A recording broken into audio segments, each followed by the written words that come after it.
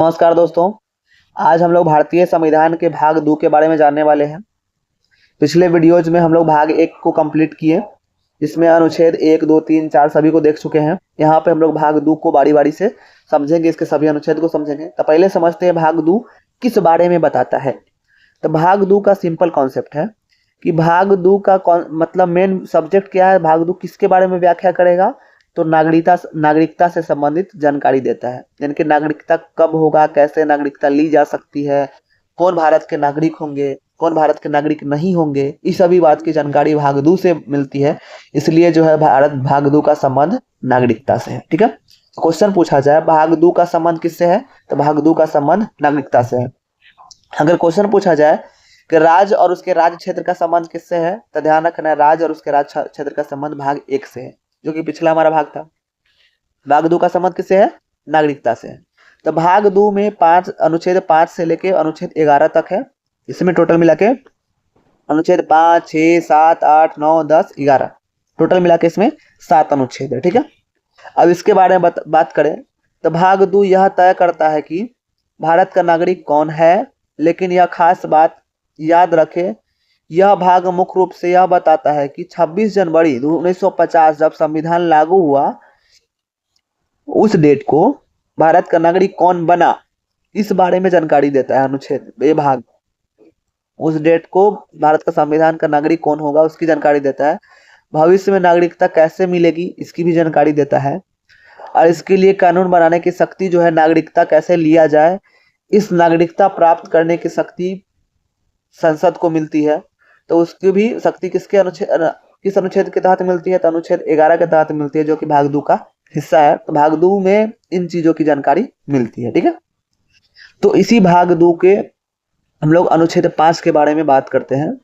ध्यान रखना, भाग 2 जो है नागरिकता के बारे में जानकारी देता है। किसके बारे में देता है, नागरिकता के बारे में। तो हम लोग अनुच्छेद 5 में भी उसी का हिस्सा है, नागरिकता से रिलेटेड बातें को ही पढ़ेंगे। ठीक है, तो भाग अनुच्छेद 5 जो है संविधान के प्रारंभ पर नागरिकता बताता है।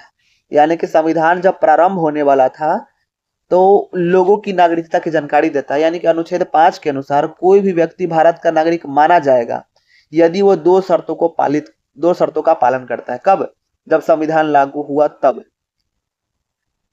ध्यान रखना, ठीक है, कब, जब संविधान लागू हुआ तब अगर इन 2 शर्तों का पालन करता है तो वो भारत का नागरिक होगा। पहला शर्त क्या है, घर के बारे में।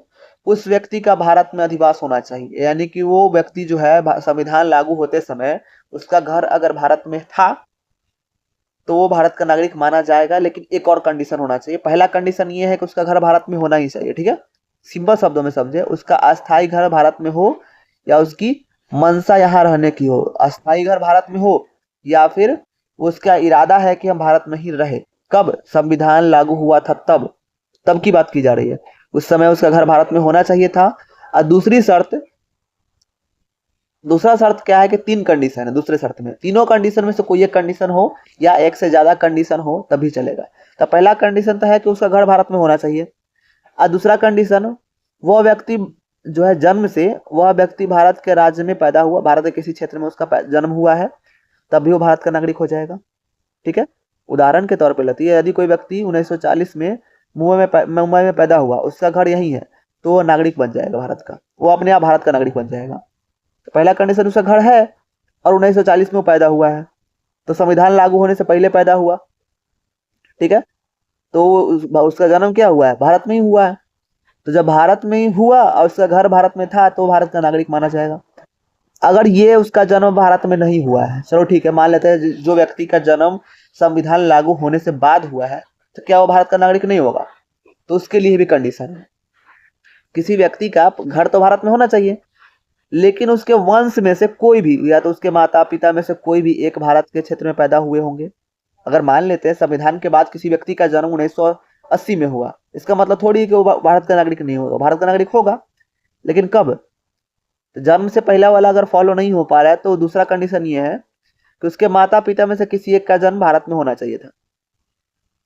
भारत में होना चाहिए, किसी भी माता पिता में से किसी एक का, अगर दोनों का हुआ तो खुशी की बात है, लेकिन किसी एक का भारत में जन्म होना चाहिए, आपके माता पिता में से किसी एक का। घर तो आपका होना ही चाहिए, ध्यान रखना है। पहला कंडीशन वो फॉलो होना चाहिए, दूसरा या तो जन्म हुआ हो या फिर आपका जन्म नहीं हुआ हो तो आपके माता पिता में से किसी एक का हुआ हो, ठीक है, तो भी आप भारत के नागरिक कहलाएंगे, क्योंकि आपके माता पिता का जन्म हुआ, आप उन्हीं के संतान हैं, तो आप भारत के नागरिक बन जाते हैं। जैसे कोई उदाहरण के लिए कोई व्यक्ति लंदन में है लेकिन उसके माता पिता का जन्म भारत में हुआ था, तो उसका घर भारत में है, तो वो भारत का नागरिक बन जाएगा, ठीक है। और तीसरा कंडीशन है, अगर ये दोनों कंडीशन में से कोई कंडीशन फॉलो नहीं होता है तो तीसरा कंडीशन है निवास द्वारा, यानी कहने का मतलब वह संविधान लागू होने से ठीक पहले कम से कम 5 वर्ष लगातार भारत में रहा, यानी कि 26 जनवरी 1950 को संविधान लागू हुआ है, उसके 5 साल पहले से, यानी कि 1945 से वो भारत में रह रहा है और उसका घर भी भारत में है, लेकिन उसका ना जन्म हुआ है यहाँ पे, ना उसके माता पिता का जन्म हुआ है, फिर भी वो 5 साल से यहाँ रह रहा है संविधान लागू होने से पहले, और उसका घर है, तो भी तब भी वो भारत का नागरिक है, ठीक है। तो ये कंडीशन है। अब इसके सिंपल शब्दों में समझे तो अनुच्छेद 5 कहता है अगर 26 जनवरी 1950 को आपका पक्का घर, यानी कि फिक्स है कि आप भारत में हैं, आपका एक फिक्स घर हो गया, भारत में था और आप यहीं पैदा हुए थे, चाहे आपके माता पिता में से कोई यहाँ पे पैदा हुए थे, या संविधान लागू होने से 5 वर्ष पहले से आप यहाँ रह रहे हैं, तो आप भारत के नागरिक हैं।